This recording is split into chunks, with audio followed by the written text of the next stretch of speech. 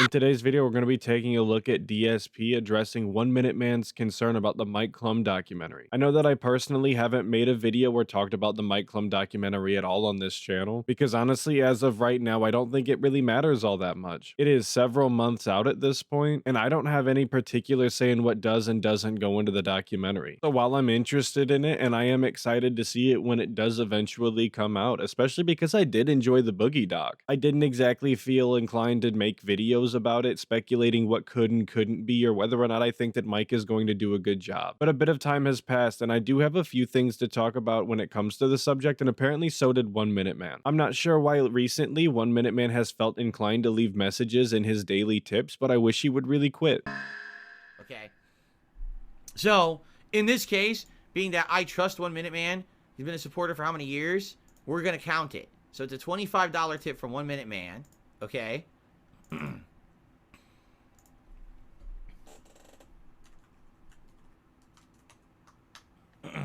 Okay. I think this is actually a quick and good topic to cover. All right.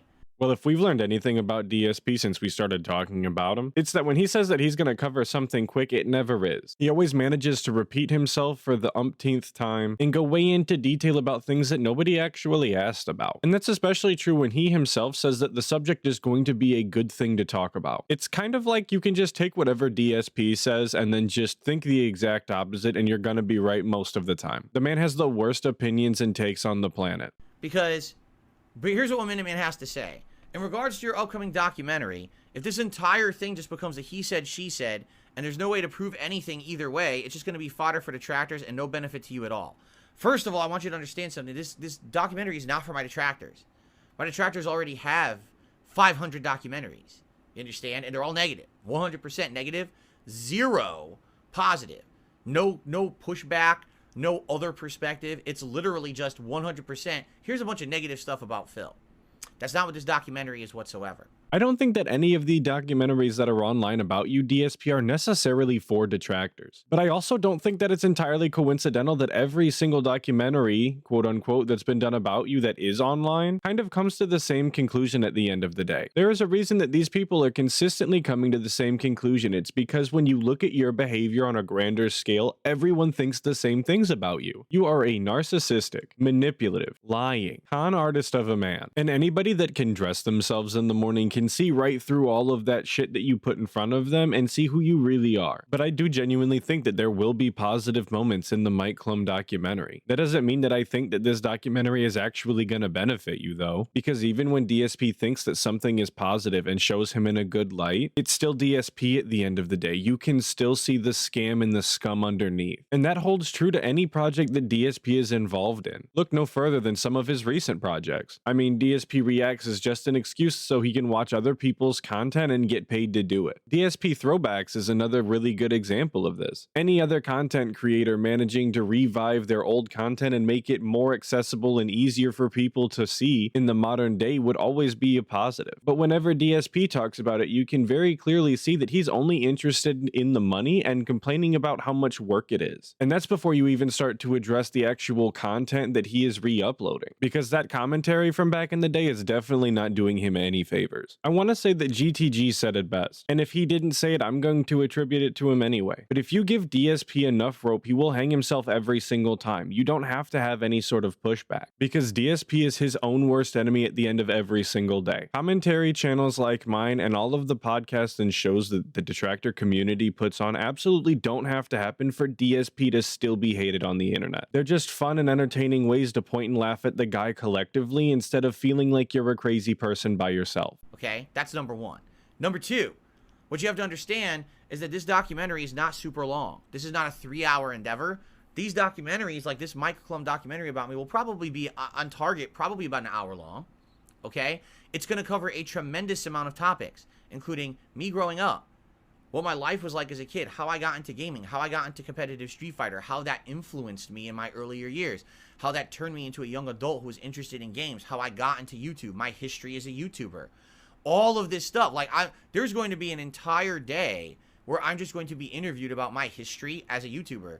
and that information will be clipped up to be used as this part of the documentary. You understand? And if Mike Clum has any sort of sense in him, he will not allow that to be the majority or even half of what the documentary is actually about. Because nobody's really interested in your early days of Street Fighter. I'm sure it'll be covered, but I hope it's not as in-depth as he's making it sound like it's going to be. Because you were only slightly above average in the games that you actually tried in. You didn't win an Evo. You were never the best player there. Nobody in the community even liked you. You don't have any interesting stories to tell from the time. But he did mention that this documentary was going to cover what it was like for him growing up as a kid. And I think that that's very interesting given what he said when this first came to light and he confirmed this for the first time. Because he specifically said that he was going to be interviewing everybody, including his parents. Now, I don't think that his parents would necessarily give interviews that are going to paint him in a bad light. I mean, whose parents really would, right? But much like listening to DSP, sometimes it's not about what he's saying, and in this instance, what they're saying, but instead the entire spectacle around it. If he really does interview DSP's parents, this is like an exclusive first look at DSP's parents, right? You'll finally get to see Linda Burnell on camera talking about her baby boy, the big YouTuber, Philly. And you might even be able to see the disappointment in Dave Burnell's eyes when he talks about his son. Sorry, we got way off topic. I hope that he doesn't spend an extended period of time talking about DSP's mediocre Street Fighter professional career. That was the actual point to this interruption. Like,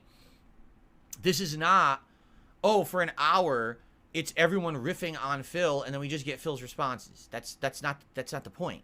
In fact, when you were doing a documentary like this, okay, the whole point is to keep it moving and keep it interesting and to cover a wide variety of topics and information. Will there be segments in this documentary where basically things will be talked about that are negatives about me? Yes. Will there be segments that are going to talk about all the controversial things that my detractors mention? Yes. Will they be dwelled upon and fully fleshed out and or hammered in? No.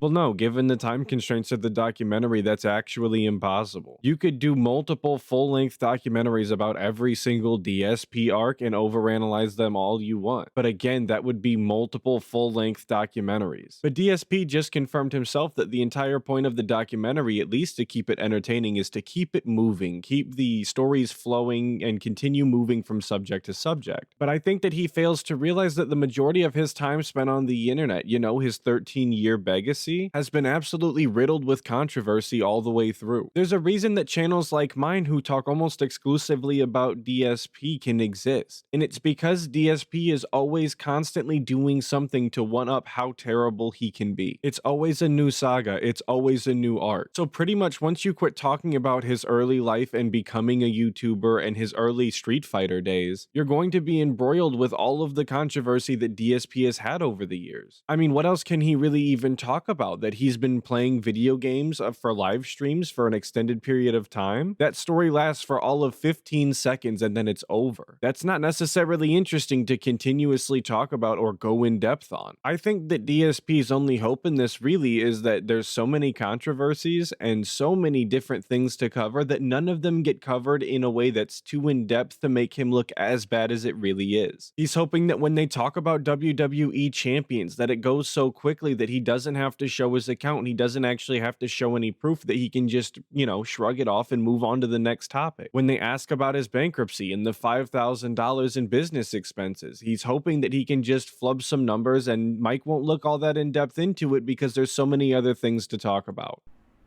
That's not the point of the documentary. You see? It's supposed to be an actual documentary about me and my life and all the struggles that I've had. And yes, we're going to address all the negative stuff. It's all going to come out, and there's going to be other perspectives. That's why Mike is talking to other people. If it were just me talking, this would be the most boring one-sided documentary. If it were just people who don't like me talking, this would be the most boring one-sided documentary.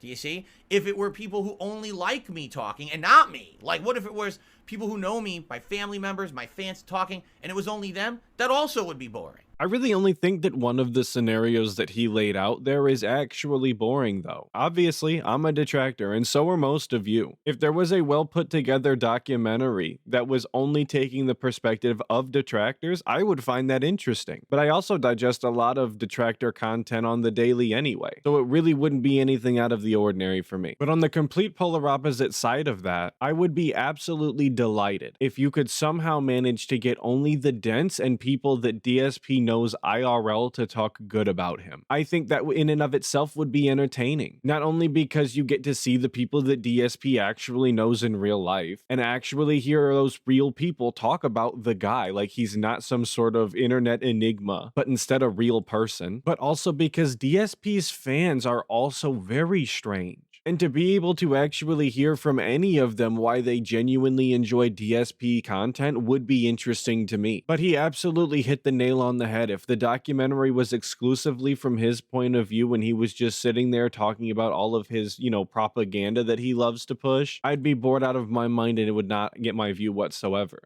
The whole point is to encompass the whole gamut of the entire situation. Why is the name Darkside Phil a name that is so contentious? And a name that people know on the internet? Why do people care about me? Do people really know the truth of me or just the memes of me? That's really what the documentary is going to be covering. You understand? A lot of this stuff. You see what I'm saying? So that's the point. I think that's what people are not getting. They're thinking, oh, it's just going to be the entire thing is he's going to reach out to Review Tech USA and to this other person who doesn't like Phil, and they're just going to rag on him for an hour, and we're just going to get his responses, and that's the documentary. That's not even close. Trust me on this. That's not even close to what this is at all. Well, again, if Mike has any sense in his head, he will absolutely not talk to RTU. As big a name as RTU is on the internet for some reason, the dude's an absolute clown and dent and has no idea what he's talking about pretty much ever. And unfortunately for you, we'll all be taking a look at one of those examples of him not knowing what he's talking about very soon. But again, DSP is failing to see that it doesn't have to be a documentary exclusively about shitting on him for it to not paint him in a good light. And I think that that was really what was at the core of 1 Minute Man's message, that anything that's in the documentary that could be construed as negative is going to become a he said, she said, and he's not going to be able to prove any of it. So he's just going to have to live with all of the negative consequences that come with the dumbass things that he decides to say. And again, he will absolutely hang himself with the rope given enough time. And ultimately, I'm involved fully.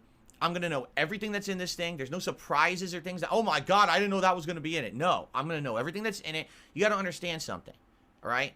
This is going to be the one time in my life that I basically am going to allow something like this to happen, meaning this level of trust, access.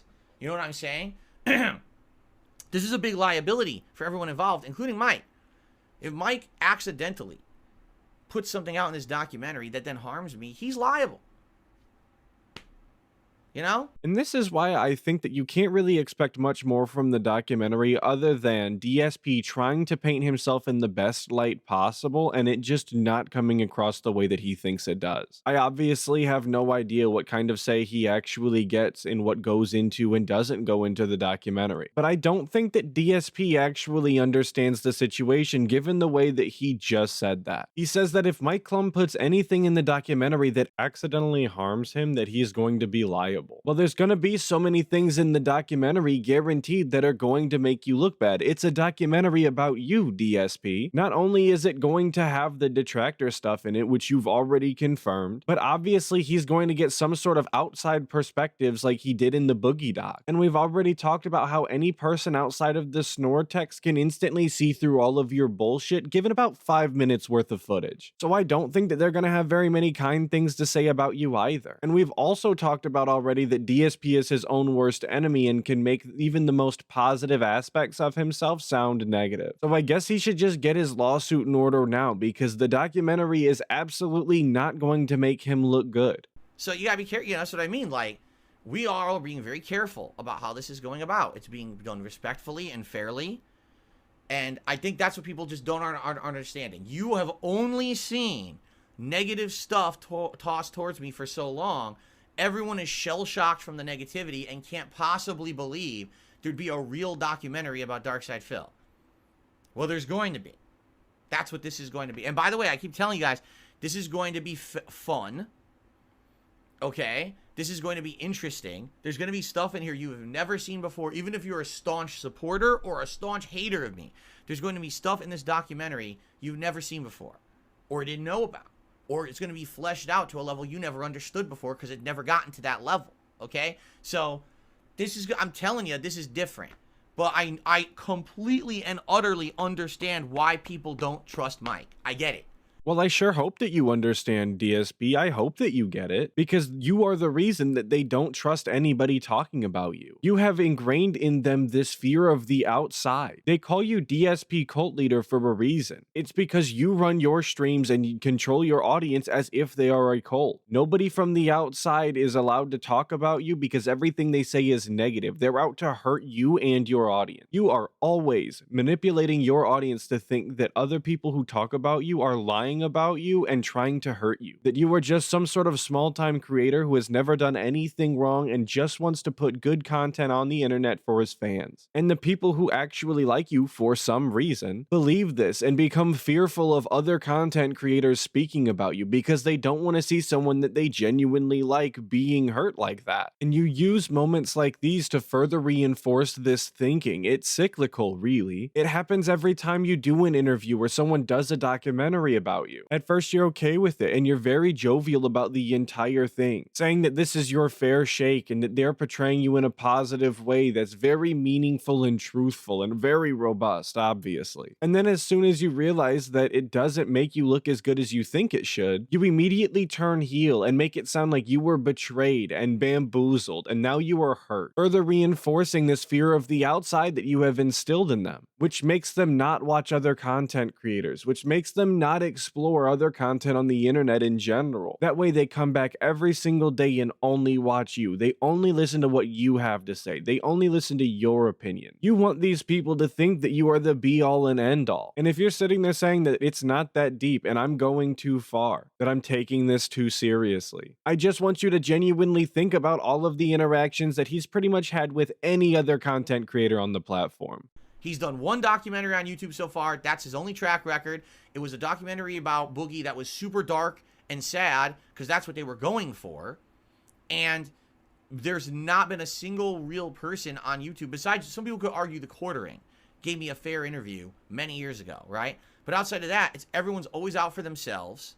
And I know I just interrupted, but I think that it's so funny that he has consistently been saying that no one gives him a fair shake and that no one actually listens to his side of the story. And this is the first time ever. But he just acknowledged that the Quartering gave him a fairly neutral interview way back when. But he completely just pushes it off to the side and doesn't want to acknowledge it or actually talk about it. But even that interview, as neutral as it was, didn't actually do anything positive to help him. He didn't prove any detractors wrong. He didn't prove his innocence in any circumstance. Instead, it was just another instance of DSP being very weird interacting with another human being and just being himself, which, I hate to keep reiterating this, is harmful enough to DSP's image. He is his own worst enemy.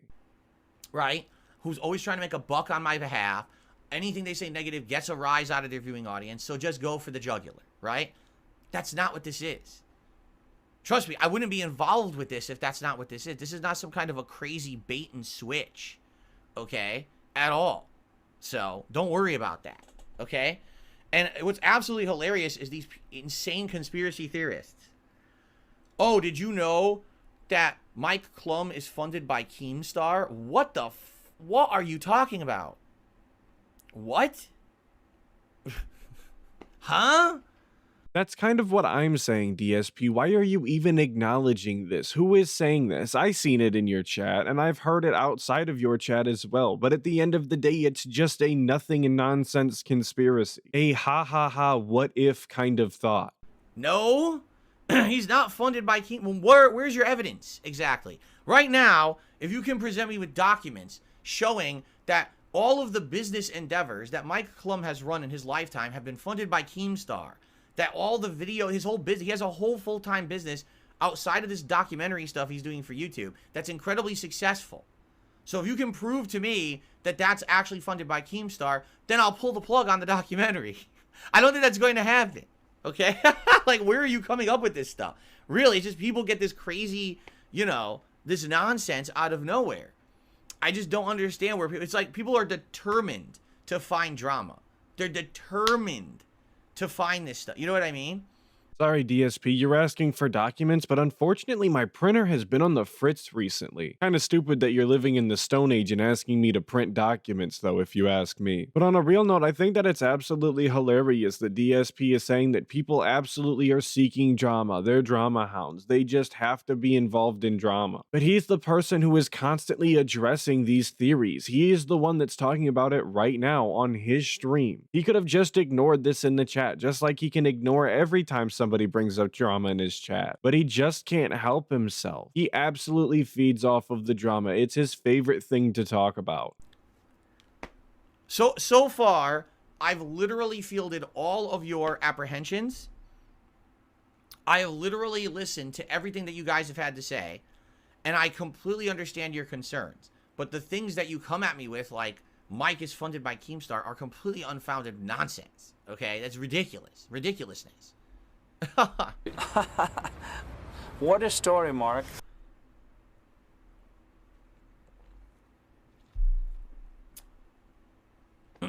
Anyway, so let's get off the topic of the documentary now, shall we? Yeah, that's exactly what I was thinking, DSP. Let's quit talking about this. Well, until tomorrow when we talk about RTU, unfortunately. Of course, another big shout out to Doody Streams for the clip in this one. I really appreciate the clip, brother. Thank you, thank you. Big ups everybody who watched this video, especially if you made it this far. And a special big ups to all of my members. I really appreciate all of you guys. Thank you so much. Hopefully I'll catch all of you guys in the next video, but until then, make sure that you check out other detractor channels and dive deeper into that. Snortech.